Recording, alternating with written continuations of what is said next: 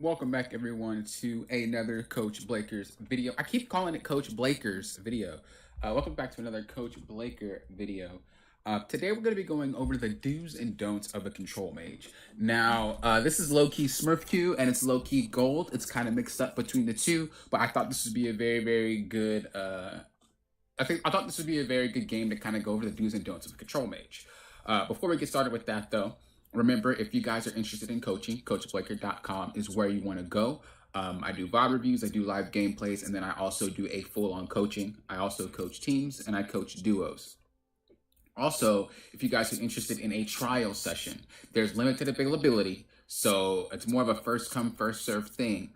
But it is a trial session, and it's to see if coaching is improving your gameplay, you climb, right? You might not want to rank necessarily, or his job is it's to really kind of disrupt fights. It's to disrupt fights. It's to zone people. Anyway, back to the video here. Remember, coachblaker.com. This is the do's and don'ts of a control mage. So if you guys didn't know what a control mage's job is it's to really kind of disrupt fights. It's to disrupt fights. It's to zone people back in fights. It's to clear waves. You're not really there to get a whole bunch of kills. A few control mages are like Orianna, Azir, Rise is kind of considered one. Syndra's one. You know, these champions, they're not really designed to straight up get a whole bunch of kills. I mean, they could probably solo somebody or get a kill here and there, but their job really is to just help with the team fight and just be a massive zoning tool. So I want to teach you some of the do's and don'ts of a control mage. Azir is one of my control mages that I like to play. This is not my mid lane account, but on my mid lane account, Azir is the control mage that I love to play. So I do have a lot of games on Azir. So first and foremost, the do's. You want to make sure that you're farming. I don't know how loud this is, so I'm going to just turn it down a little bit more. It's just loud in my ears. You want to make sure you're focused on farming, right? I'm not really doing too much. If you can poke at the same time, by all means, poke at the same time. But for the most part, you want to make sure that you're farming, right? Another thing that we want to do is make sure that we position ourselves in a way to not either get jumped on or to not get hit by any spells if we don't have to. You see how I'm positioning my body here, so that way he has to choose between hitting me with his W or hitting that wave with his W. He goes for the wave because obviously he wants the CS. But that leaves me to be able to harass this guy because I can put my soldier here, which allows me to get the minions and also hit this guy at the same time. So already we're in a better mind frame than this guy is when we're playing. Right? And if he walks up, I hit him. And you see how I used my Q to hit him, but also it was able to hit the minions at the same time? Again, that's what you should be thinking about when you're playing mages, period. It doesn't really have to be a control mage, but it's just playing mages, period. Or actually any champion. If you're going to use your ability, you want to make sure that you hit the minions as well. Right here, he hit the W on me, but he missed the minions. And now he's zoned himself off of the minions. And you're going to see the CS gap eventually just get really big because he's doing the things that you should not be doing. And he's not even a control. So I did put a ward here. As you guys can see, I did put a ward right there. Oops, I did not mean to do that. So at this point, I know that Warwick was here, and I know that he pathed up. A good thing about a mid laner in general is just kind of understanding which direction the jungler is going in. So because I knew he's going this way, I'm going to sit down here. And as long as I'm not low, I will always be notified when he's ganking because he'll press W on me, right? And then I'll just see the thing pop over my head, which means that he's coming. So I could just leave. Right? So something to just think about as well. It's just not really what you're doing in lane, but you know, where the jungler is. What way he's going. I already know he's going top. So one of the don'ts that are coming up right now is a fight. And when you're a control mage, you're not particularly good at fighting early. And I'm already pinging him back. I'm like, hey, you know, I don't want this fight, back. And the players like, assist. Eventually, I start getting pinged in chat. I usually have my chat off, so I didn't really see what they were typing. But I have my, I see like the pings, right? And so they're pinging Azir, both Trundle and Udyr was pinging Azir.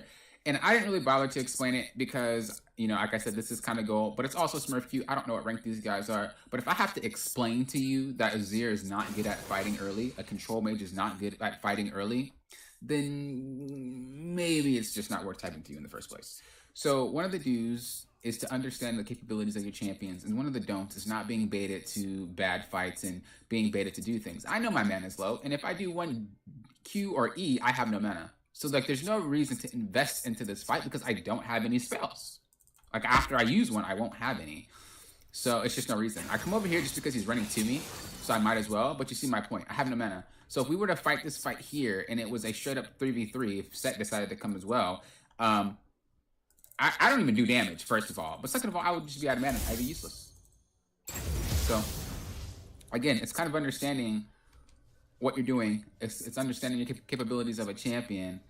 And you can't really be baited into things like that. A lot of the times I see it, especially in low elo, players are baited into fights that they just don't win.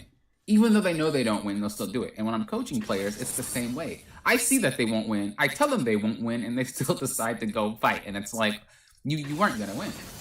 But it's something in our mental, until we start getting to higher elos, where we want to help our team as much as possible. Right? It does go away once you hit about maybe high plat. I'm not going to lie. But for the most part, players love to help their teammates because, you know, people want to just be there for them. But you have to realize not every champion is capable of doing things like that. And that's what you want to make sure that you're not doing, is baiting yourself into a bad situation. Because if I die and this guy gets snowballed, it's a game over for me. So I'm just chilling. I'm keeping the wave near my tower so that he can't die of me, right? I know this guy is level 6. I know he can one-shot me, and that's something to think about. I also see Karma coming up. So I'm kind of just low-key baiting him to do it. Then he hops on me. Karma shows up. I wasn't fully committed, but she flashed and snared him. So I was like, oh, that's free. He has nothing left but flash. But keep in mind, he could still one-shot me. So I'm running back instantly, right? And I'm already ready. I'm prepared to ult instantly, and I'm prepared to use my E. So I have a shield for when he combos me, and then as soon as he, combos, I ult. There's no way he can outplay that. I did nothing at all but be in this man's head. A control mage is nothing but a very, very smart player. I'm not saying no.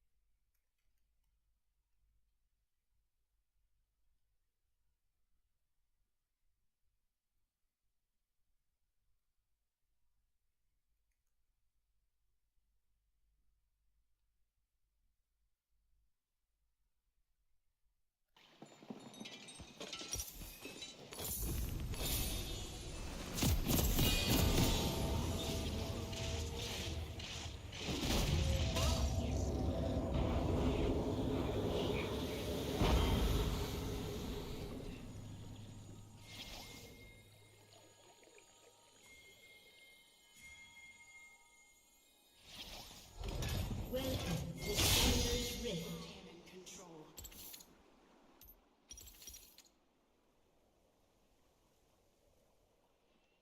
30 seconds until new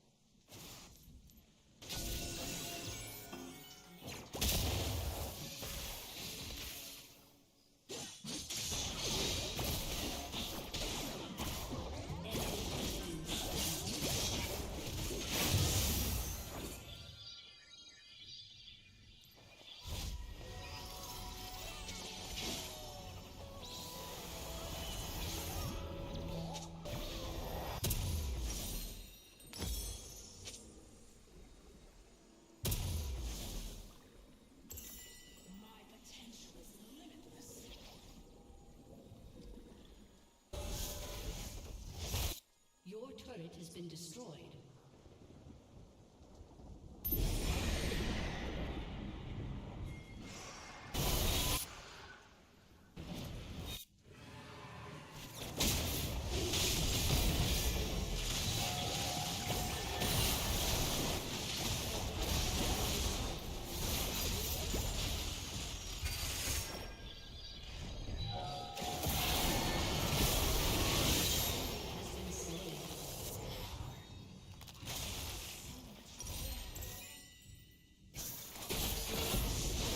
Killing spree.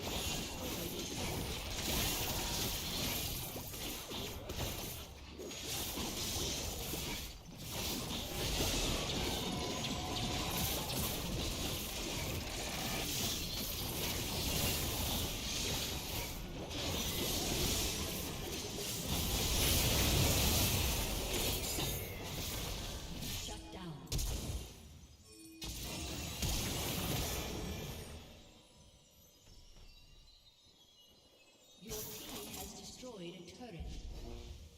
Easily.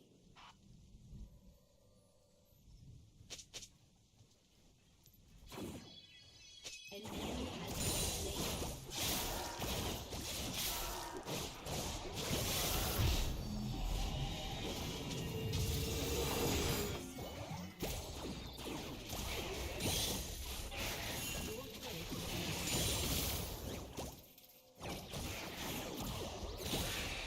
An